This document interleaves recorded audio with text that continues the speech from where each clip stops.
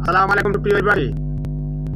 বাংলাদেশ আর সিরিয়ার মধ্যে আপনারা কোনো মিল খুঁজে পাচ্ছেন? সিরিয়াতে 2011 সাল থেকে জনগণের উপর হেলিকপ্টার, গানশিপ, ট্যাঙ্ক, কামান, বন্দুক সবগুলো নিয়ে হায়নার মতো ঝাঁপিয়ে পড়েছিল দেশের পুলিশ, সেনাবাহিনী। সিরিয়ার জনসাধারণের লাশ ক্ষতবিক্ষত হয়ে পড়েছিল, লাশ খেত কুকুরে।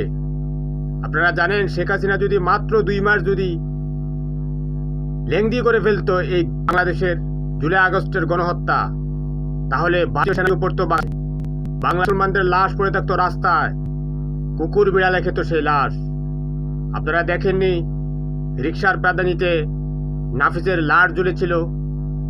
আপনারা দেখেননি সেই সাজোয়াজান থেকে কিভাবে ইয়ামিনকে ছুঁড়ে ফেলেছিল হায়নারা?